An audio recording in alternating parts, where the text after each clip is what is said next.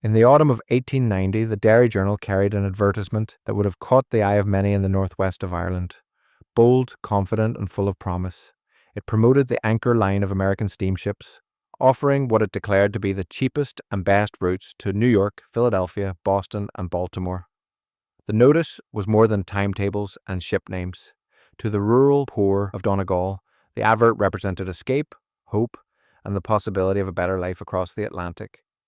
The advertisement listed a series of sailings direct from Derry to New York. The timetable was remarkably regular, with ships departing each Friday morning.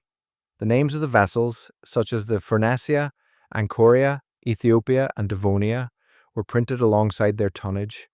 Each figure suggested scale, power, and safety. The anchor line was careful to present itself as reliable and modern. Gone were the days of month-long crossings in square-rigged sailing ships. Steam, iron, and navigation charts had replaced uncertainty. Passengers would know the name of their ship, the date of its departure, and, most importantly, that it was expected to arrive. The advert states, "Saloon fares greatly reduced," a phrase that seems almost celebratory. A saloon ticket, the first-class experience, would cost 9, 10, or 12 guineas depending on accommodation. Polished wood, dining rooms, musical evenings, privacy, all were built into that price. Beneath saloon class came second class, a more modest but still comfortable option for the middle or lower middle classes of the day. It is only in the final line, almost as an afterthought, that the notice mentions third class, the steerage passengers, the emigrants, the people who made up the great Irish diaspora. For them, the paper simply promises travel at the lowest current rates. No figure is printed, no detail is offered. The poor were expected to inquire in person. In the 1890s, steerage fares may have been somewhere in the region of £4 to £6. It was a sum that must be understood not as a number, but as a measure of sacrifice. In 1890, the average labourer in Ireland might earn around £1 a month if he found steady work.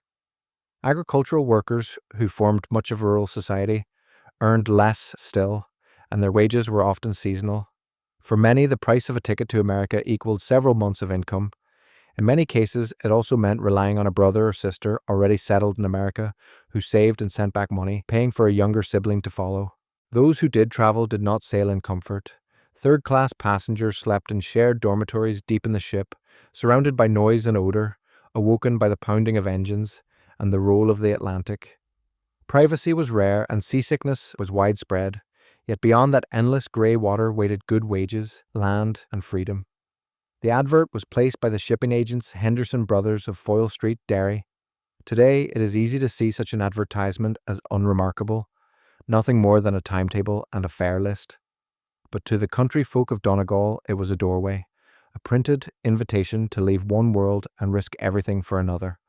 For some, it led to prosperity and a better life in New York, Boston, or Pennsylvania. Every passenger listed on every ship manifest had their own story, and each began with something as simple as this newspaper advert. Thank you for listening today. I truly appreciate you being here. If you are interested in Irish history and enjoy the content, please consider liking the video and subscribing so you don't miss future videos.